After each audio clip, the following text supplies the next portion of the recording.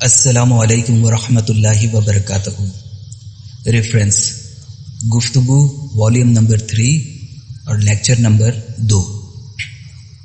حضرت واصف علی واصف رحمۃ اللہ علیہ سے سوال کیا گیا، مہمان کو رحمت کہتے ہیں لیکن ہر گھر میں کچھ قاعدے قانون ہوتے ہیں، تو دینی لحاظ سے مہمان کے بارے میں وضاحت فرمائیں۔ تو حضرت واصف علی واصف رحمۃ اللہ علیہ فرماتے ہیں، پہلی بات تو یہ ہے کہ مہمان وہ ہے جو اس علاقے کا رہنے والا نہ ہو جہاں سے وہ آیا ہے، اس جگہ رہنے کے لیے اس کے پاس آپ کے علاوہ کوئی وسائل نہ ہو، اور تیسرا یہ کہ وہ اپنے آپ کام کے لیے نہ آیا ہو۔ آپ کے ہاں جو مہمان ہوتے ہیں وہ تعلقات کے حوالے سے مہمان ہوتے ہیں، یہ مہمان شریعت کے حساب سے نہیں آتے۔ مثلا آپ نماز پڑھتے جا رہے ہیں اور اسے کہیں گے کہ نماز کے لیے چل، مگر مہمان کہتا ہے کہ میں تو ٹھہر کر نماز پڑھوں گا۔ یہ تو آپ کے تعلق کی بات ہے۔ آپ لوگوں کے ہاں جتنے مہمان آتے ہیں یہ تعلقات کی بنا پر آتے ہیں۔ ویسے اس بارے میں بہت کچھ کہا گیا ہے کہ کچھ انسان مزاجن مہمان ہوتے ہیں اور کچھ انسان مزاجن میزبان ہوتے ہیں، اور یہ بھی انسان کا ایک مزاج ہے کہ کچھ لوگ خود کو گھر میں ہی مہمان سمجھتے ہیں اور کچھ لوگ خود کو دنیا کے اندر مہمان سمجھتے ہیں کہ وہ آئے، ٹھہرے اور چلے گئے۔ دنیا کی رہی اور وہ چلے گئے جہاں سے آئے تھے۔ ایسے لوگ کہتے ہیں کہ دنیا ایک مسافر خانہ ہے اور ہم مہمان ہیں۔ تو اب بات یہ بنی کہ مہمانوں کے گھر پر مہمان آ گئے اور پردیسی کے گھر دوسرے پردیسی آ گئے، اس طرح بات دور تک چلی جائے گی۔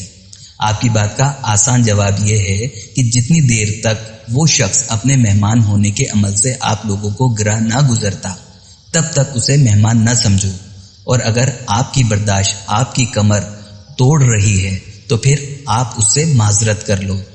اگر وہ چاہت والا ہے تو دعا کرو کہ کچھ اور دن ٹھہر جائے، یعنی اگر پسندیدہ ہے تو کچھ روز اور ٹھہرے، اور اگر ناپسند ہے تو پھر اس کا آپ تکلف نہ رکھو، کیونکہ آپ سے اس کا مزاج نہیں ملتا۔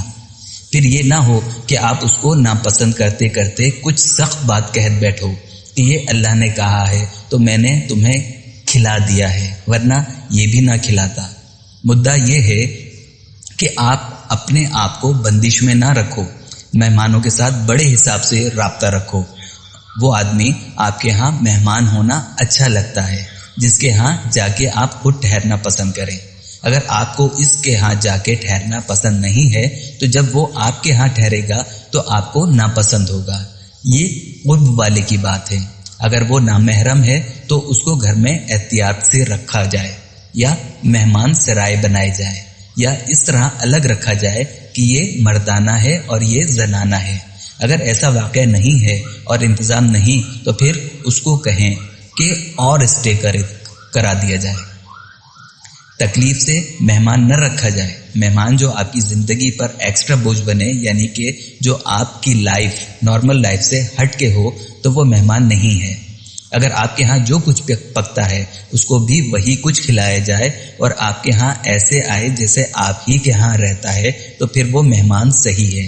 اور اگر مہمان تکلیف بن جائے تو آپ اسے ایک آدھ دفعہ کھانا کھلا کے معذرت کر لیں تو بہتر ہے۔ اور اگر کوئی مہمان آپ کا رشتہ دار اپنا ہے اور کچھ زیادہ عرصے ٹھہر رہا ہے اور آپ کہہ رہے ہیں کہ آپ کا خرچ بڑھ رہا ہے، تو یہ کبھی نہ سوچنا، مثلا رشتہ داروں میں بھانجا آ گیا یا کوئی بھتیجا آ گیا اور گھر میں آ کے مہمان ٹھہرا، اور آپ کہو کہ سمجھتا ہی نہیں کہ حالات کیسے ہیں، لیکن آپ یہ نہیں سمجھ رہے ہیں کہ اسے کیا مجبوری اور کیا تکلیف ہے جس میں گاؤں کا یہ آدمی آیا ہے۔ اس وقت آپ اپنے مزاج میں گرانی پیدا نہ کرنا، کیونکہ یہ اسلام کے خلاف ہے۔ جس نے آپ کو کھانا دیا ہے اسی نے مہمان کو بھیجا ہے، وہ آپ کو کھانا دے چکا ہے اور مہمان بعد میں بھیجا ہے، اس کا رزق لکھا ہوا۔ شکر کرو کہ وہ آپ کے دسترخوان پر آیا، ورنہ رزق اس کا لکھا ہوتا اور کھاتے آپ رہتے۔ ایک درویش کے پاس ایک مہمان آیا، وہ کھانا لائے اور کہا بسم اللہ کیجئے۔ مہمان نے کہا میں تو بسم اللہ نہیں کہتا کیونکہ میں تو یہودی ہوں۔ درویش نے کہا کہ اگر تو یہودی ہے تو چل دوڑ یہاں سے۔ جب تہجد کا وقت ہوا تو آواز آئی کہ آج کے بعد تیری نماز بند ہے۔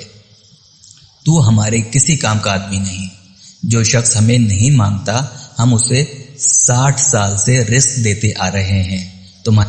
تمہارے پاس آیا اور تم نے میرا بہانہ بنا کے اسے گھر سے نکال دیا. تو اللہ نے یہ کہا کہ رب ہونے میں یعنی پالنے میں دین نہیں ہے، ربوبیت کے عالم میں دین نہیں ہے. اگر بکری بھوکی مر جائے تو آپ پر سخت حساب آ سکتا ہے. ایک دفعہ حضور پاک صلی اللہ علیہ وآلہ وسلم نے فرمایا، حکم آ گیا ہے کہ بھوکے کو کھانا کھلاؤ. تو صحابہ کرام رضی اللہ تعالیٰ عنہ نے عرض کی کہ اگر وہ ایمان والا نہ ہو تو؟ آپ صلی اللہ علیہ وآلہ وسلم نے فرمایا کہ بھوکے کو بھوکا ہونا چاہیے، مومن اور کافر کی بات نہیں ہے. تو شرط یہ ہے کہ بھوکا ہونا چاہیے. اگر بھوکے کے پاس کھانا نہیں ہے تو اسے کھانا کھلاؤ، جس طرح رب بھوکے کو کھانا دیتا ہے. رب کے معنی ہے پالنے والا. آپ ربوبیت کے طور پر کھانا کھلاؤ، یعنی یہ نہ ہو کہ اگر مسلمان ہے تو کھانا دینا ہے. اس طرح کھلاؤ جس طرح رب کھلا رہا ہے، سب کو، کافر کو بھی اور مومن کو بھی، اور زمین پر رہنے والے ہر جاندار کو.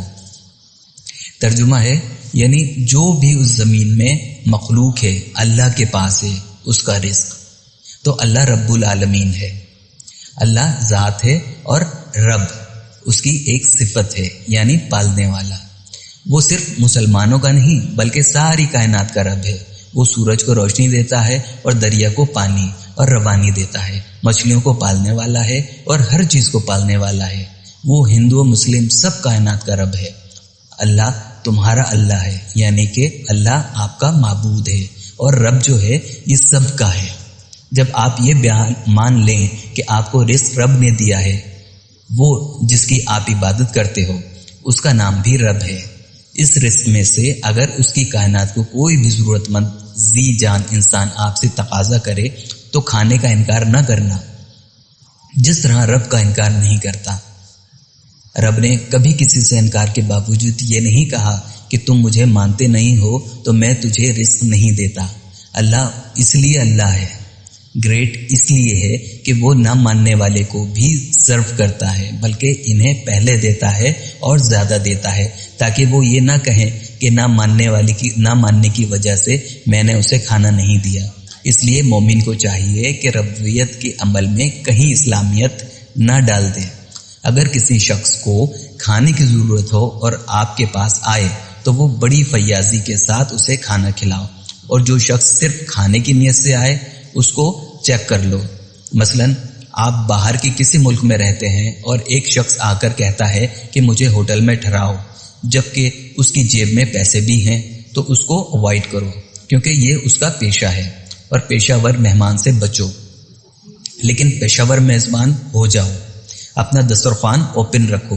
اگر آپ یہ فیصلہ کر لیں کہ شام کا کھانا آپ نے اپنی ٹیبل پر کسی ایک اجنبی کے ساتھ کھانا ہے تو 40 دن کے اندر آپ کو فقیری مل جائے گی. جس نیت سے آپ یہ عمل کر رہے ہیں کہ میں نے کسی اجنبی کے ساتھ کھانا ضرور کھانا ہے، تو اللہ تعالیٰ ایک دن ایسا اجنبی بھیجے گا جو آپ کو فیض دے جائے گا. فیض گھر میں ملا کرتا ہے. اللہ کسی فاصلے کا تو نام نہیں ہے. اللہ فاصلے سے آزاد ہے. اللہ نیت کا فاصلہ طے کراتا ہے. نیت گھر میں ہوتی ہے. نیت یہ ہے کہ آپ اگر اپنے اندر ہی اندر قبلہ رو ہو گئے تو قبلہ آپ کے روبرو ہو گیا. اس لیے جب آپ کی نیت اللہ ہو جائے تو آپ کوئی عمل کریں تو وہ اللہ کی رضا کے لیے ہوگا. کسی بزرگ کی نشانی یہ بتائی جاتی ہے کہ وہ سڑک پر بیٹھے مہمان کو تلاش کر رہے تھے. اس دن کوئی مہمان نہ آیا، وہ بھوکے ہی سو گئے. ایسے لوگ مہمان نہ آنے پر پریشان ہو جاتے ہیں. لہذا آپ مہمان کی عزت کریں اور پیشہ ور مہمان سے بچیں. مہمان ضرورت مند ہونا چاہیے، چاہے اس کا دین کچھ بھی ہو. لیکن جو رشتہ دار آپ کے ہاں مہمان آتے ہیں ان کا ایک الگ شعبہ ہے. وہ شعبہ ذی القربہ کا ہے، یعنی وہ اقربا ہیں. اس لحاظ سے آپ پر واجب ہے اور خون کے لحاظ سے آپ پر ان کا حق ہے، کیونکہ کسی وسیلے سے وہ آپ کے خون کا حصہ ہیں اور وہ آپ سے خون کے ان ذرات کا حصہ لینے آتے ہیں. ان کو اکوموڈیٹ کیا کرو، بلکہ جاتے وقت ان کو کچھ ضرور دے دیا کرو. اگر آپ کے تعاون سے ان کو انکریجمنٹ مل جائے تو ان کے بے شمار مسائل کانفیڈنس کے ساتھ حل ہو جائیں گے، کیونکہ وہ گاؤں سے نیا شہر آیا ہوتا ہے، اور اگر آپ کا تعاون مل جائے تو اسے کانفیڈنس مل جاتا ہے اور وہ شہر میں اپنے امکانات کو ایکسپلور کر سکتا ہے، اس کو یہ موقع ملنا چاہیے۔ یہ بات کے رشتہ دار کون ہوتے ہیں؟ تو ہم آپ کے اور آپ کی بیوی کے رشتہ دار۔ اس کی حد یہ ہے کہ آپ کے اور بیوی کے فرسٹ کزن ہونے چاہیے، ان کو مہمان کے خانے میں نہ رکھنا۔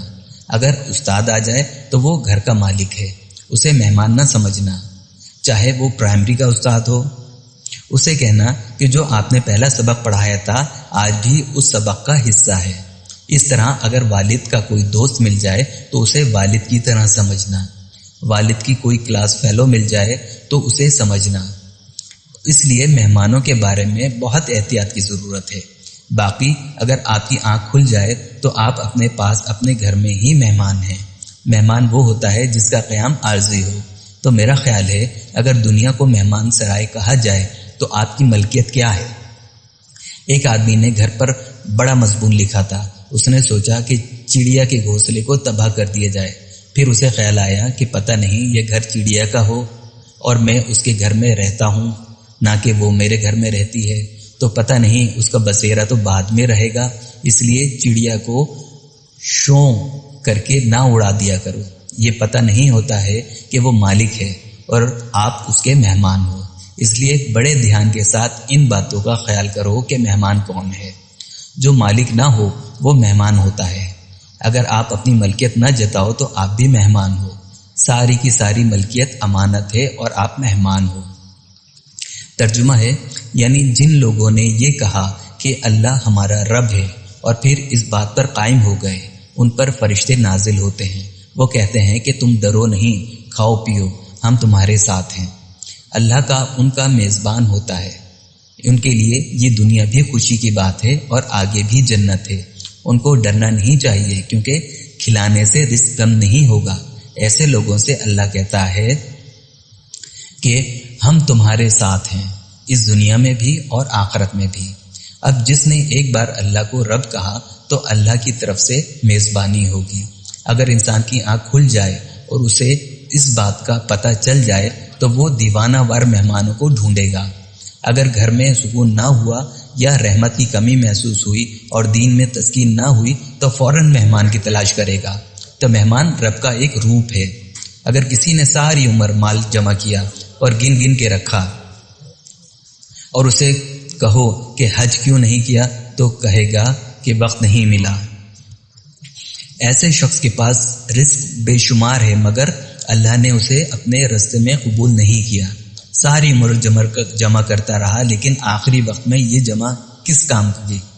اگر اللہ قبول نہ کرے تو آپ کے پاس بڑا پیسہ آپ میں بڑا غرور پیدا کرتا ہے اور اللہ کی راہ میں خرچ نہیں ہوتا۔ یہ پیسہ عذاب ہے۔ جو پیسہ اللہ کی راہ میں خرچ ہو وہ راحت جاں ہے۔ دعا کرو اللہ کی راہ والا آپ سے کچھ لینے کے لیے آ جائے۔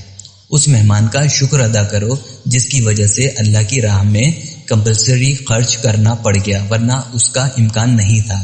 اسی طرح سائل کنجوس کو سخی بنانے آ جاتا ہے۔ شکر کرو کہ اللہ نے تمہیں دینے والا بنایا۔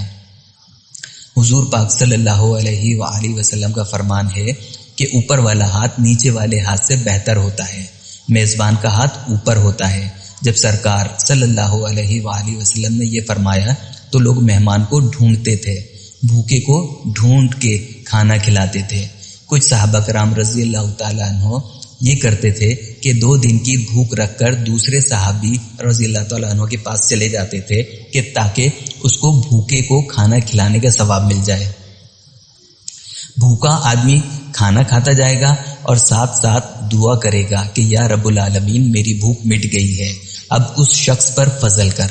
اس لیے ڈھونڈ کر بھوکے کو کھلاؤ، ڈھونڈ کر سائل کو پیسے دو۔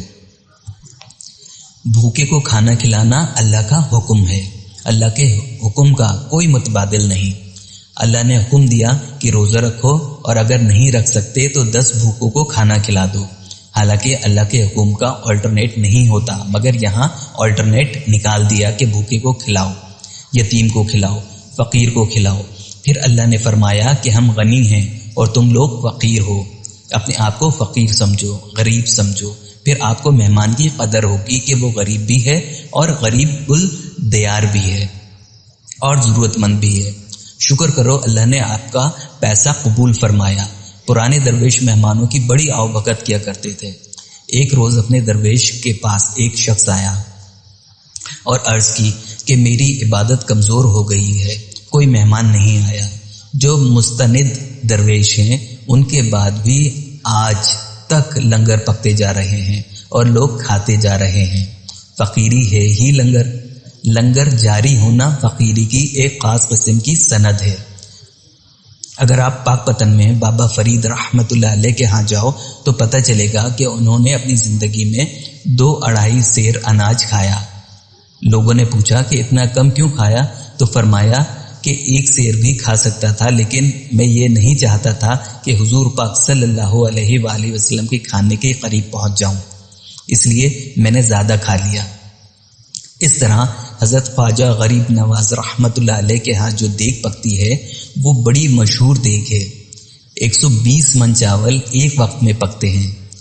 آپ اپنے گھر میں 5 کلو چاول پکاتے ہو تو شور مچاتے ہو کہ دیگ پکا لی ہے، اور جس کا اتنا بڑا لنگر ہے وہ دن کو روزہ رکھتے ہیں اور رات کو عبادت میں قائم ہیں۔ اس طرح تعلیم دی ہے انہوں نے۔ یہ فقیری ہے۔ لفظ غوث کا کیا مطلب ہے؟ غوث کا مطلب معنی مدد کرنے والا۔ غوث کا معنی مدد کرنے والا اور معنی کے ساتھ یہ مرتبہ ہے۔ غریب نواز ایک ٹائٹل ہے اور اس کا مطلب ہے غریبوں کے ساتھ نوازشیں کرنے والا۔ یہی ان کا مرتبہ ہے۔ داتا صاحب رحمت اللہ علیہ کے لفظ داتا کا مطلب ہے دینے والا، یہ ہندی کا لفظ ہے۔ فارسی میں لفظ ہے گنج بخش، یعنی خزانہ دینے والا۔ تو داتا کا مطلب ہے دین والا، دینے والا یعنی کہ کھلانے والا، پلانے والا، رونقیں لگانے والا۔ وہ خود اپنے حال میں اور فقیری میں ہیں، لیکن آنے والے کے لیے لنگر خانہ موجود ہے۔ اسی طرح آپ توسا شریف چلے جائیں تو لنگر خانہ موجود ہے۔ کوئی نہیں پوچھے گا کہ تم کون آدمی ہو، بس لنگر مل جائے گا۔ اسی طرح بڑی امام سرکار رحمت اللہ علیہ پہ چلے جاؤ تو لنگر ہے، کہیں چلے جاؤ لنگر خانہ موجود ہے۔ یہ لنگر خانہ کیسے چلتا ہے؟ آپ کے پیسوں سے چلتا ہے، مگر آپ پیسے نہ دو تب بھی لنگر چلتا ہے۔ کمال تو یہ ہے، اس کا مطلب یہ ہوا کہ کوئی ایسا سسٹم ہے کہ جس سے وہاں پر ایگزیبیشن ہوتا ہے۔ آپ کے ہم مہمان آ جائے تو آپ کہتے ہیں کہ اس مہینے کا بجٹ خراب ہو گیا۔ جس آدمی کو باطن کی کوئی تنگی آ جائے اور کوئی بات سمجھ نہ آئے تو اسے چاہیے کہ دسترخوان کو اوپن کر دے تو دل اوپن ہو جائے گا۔ آپ کی ڈائننگ ٹیبل جتنی کھلی ہوگی آپ کا دل اتنا اوپن ہو جائے گا۔ دل میں کشادگی آئے گی، رزق میں کشادگی آئے گی۔ اس لیے مہمان کو ڈھونڈ کر لایا کرو۔ کچھ مہمان خود بخود آ جائیں گے تو مہمان برکت ہے، رحمان خداوندی کی نوید ہے۔ آپ کی کنجوسی میں سخاوت کا شعبہ ہے۔ مہمان اللہ کی مہربانی ہے کہ اللہ اپنا دیا ہوا پیسہ اپنی راہ میں قبول کرتا ہے اور اس مہمان کے دم سے آپ کی عزت ملتی ہے۔ آنے والا بھی مہمان ہے اور آپ بھی یہاں پر مہمان ہو۔ اقبال نے کہا تھا، نہیں بیگانگی اچھی رفیق راہ منزل سے، ٹھہر جا اے شرر ہم بھی تو آخر مٹنے والے ہیں۔ کہتا ہے تو جانے والا ہے تو میں یہاں بھی جانے والا ہوں۔ جب آپ کو یہی یقین آ جائے کہ ہم سب جانے والے ہیں تو پھر کیا مہمان اور کیا میزبان، ہم سب مسافر ہیں دنیا میں بازار امکا کی تماشائی۔ ہم سارے کے سارے مسافر ہیں اور یہ دنیا مسافر خانہ ہے۔ کیا آپ اپنے ساتھ کچھ مال لائے تھے؟ اور جو شخص اپنے ساتھ مال لایا تھا وہ اپنے ساتھ مال لے جا سکتا ہے، لیکن جو یہاں کا ہے وہ یہاں رکھ دے۔ لایا تو صرف برہنگی کا لباس تھا، اب اس لباس میں واپس جا، یہاں کا یہیں رکھ جا اور اللہ کا حصہ اللہ کو دے دے۔ تو تیرے پاس تیرا اپنا کیا ہے؟ اگر کوئی کہے کہ میں اپنا ذہن لگایا ہے تو ذہن کس نے دیا؟ ہاتھی قوت کس نے دی؟ اللہ نے دی۔ تو اللہ جو تیرے پاس رزق ہے، اگر تو مانتا ہے کہ اللہ کی طرف سے رزق ہے تو مہمان کو بھی اللہ کی طرف سے مان، اور یہ احتیاط رکھتے ہوئے کہ ایسا نہ ہو کہ وہ کوئی چور ہی ہو۔ یہ احتیاط بھی ہونی چاہیے۔ تو مہمان کی بہت عزت کرو، حتی الوسیع، اس کے ساتھ نرمی کرو اور اسے آزردہ نہ کرو۔ اللہ تعالیٰ کا فرمان ہے کہ وجہ من ترجمہ ہے اس کی انسلٹ نہ کرنا۔ اس کا مطلب یہ ہے کہ مہمان سے یہ نہ کہنا کہ یہ کرو اور یہ نہ کرو، اس کو گھر پر محسوس کرو۔ اس کا مطلب یہ ہے کہ اپنے آپ کو مہمان سمجھو، پھر بات ایزی ہو جائے گی، بس یہ سمجھو۔ ایک اور صاحب سوال کرتے ہیں، سر آپ نے کہا ہے کہ اجنبی کو ڈھونڈیں، تو ہم لوگ اپنے دوستوں کو عام طور پر سوسائٹی میں ڈھونڈتے رہتے ہیں اور اس کے لیے پبلک ریلیشننگ کرتے ہیں۔ تو حضرت واصف علی واصف رحمۃ اللہ علیہ فرماتے ہیں، یہ جو پبلک ریلیشننگ ہے یہ بات مہمانوں کے شعبے میں نہیں آتی، اس میں وہ مہمان نہیں ہے اور نہ کوئی غریب الدیار ہے۔ مثلا اپنے محلے کے آدمی کو شام کو بلا لیں تو وہ مہمان نہیں ہے، بیٹی کی شادی ہے اور ولیمہ ہے تو یہ مہمان نہیں ہوتے۔ لوگ شادی کا ولیمہ بڑے بڑے ہوٹلوں میں دیتے ہیں اور ادھار لے کر دیتے ہیں، وہاں پر سلیکٹڈ گیدرنگ کرتے ہیں، وہ آپ کی اپنی شہرت اور نمائش کے لیے ہوتا ہے۔ تو مہمان اور چیز ہے اور پبلک ریلیشننگ اور چیز ہے، یہ الگ فنکشن ہے۔ یہ جو پریزیڈنٹ ہاؤس میں روز کھانے ہوتے ہیں یہ مہمان کی بات نہیں، یہ اور مجبوریوں کی بات ہے، بلکہ ابتلا کی بات ہے۔ یہ فضول خرچی کے ضمن میں آتا ہے کیونکہ اس میں بے شمار خرچہ ہوتا ہے اور قوم میں غریبوں کی حالت اور ہے۔ کھانا فقیری کی صفت ہے، فقیری کی حفاظت مہمانوں کی خدمت سے کرو۔ جب فقیری کی حفاظت کرنی ہو تو پیسے لے کے باہر نکل جاؤ اور مہمانوں کی خدمت کرو۔ اللہ کریم حضرت واصف علی واصف رحمۃ اللہ علیہ کے درجات کو بلند فرمائے، آمین یا رب العالمین۔ السلام علیکم ورحمۃ اللہ وبرکاتہ۔